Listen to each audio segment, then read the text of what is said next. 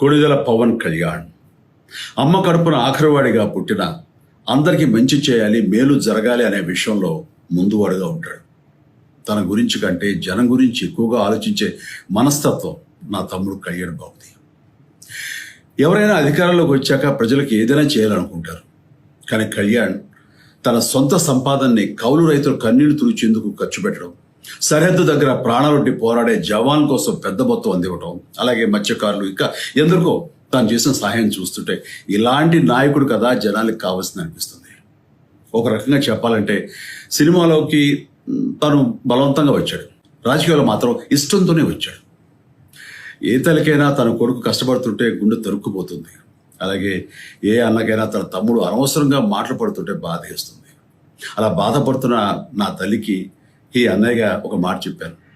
నీ కొడుకు ఎంతోమంది తల్లుల కోసం, వాళ్ళ బిడ్డల భవిష్యత్తు కోసం చేసే యుద్ధం అమ్మా ఇది. మన బాధ కంటే అది ఎంతో గొప్పది అన్నాను. అన్యాయాన్ని ఎదిరించకుండా మౌనంగా ఉండే మంచివాళ్ల వల్లనే ప్రజాస్వామ్యం మరింత నష్టం అని నమ్మి జనం కోసం జన సైనికుడు అయ్యాడు. తాను బలంగా నమ్మిన సిద్ధాంతం కోసం తన జీవితం రాజకీయాల్లోకి అంకితం చేసిన శక్తిశాలి పవన్ కళ్యాణ్. ప్రజల కోసం, రాష్ట్ర భవిష్యత్తు కోసం ఆ శక్తిని వినియోగించాలి అంటే చట్టసభలో అతని గొంతు మనం వినాలి. జనమే జయమును నమ్మే జనసేనాని ఏమి చేయగలడో చూడాలంటే మీరు పిఠాపురం ప్రజలు కళ్యాణ్ని గెలిపించాలి.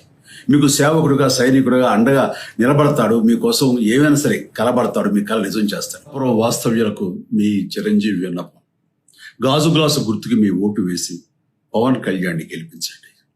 జై హింద్.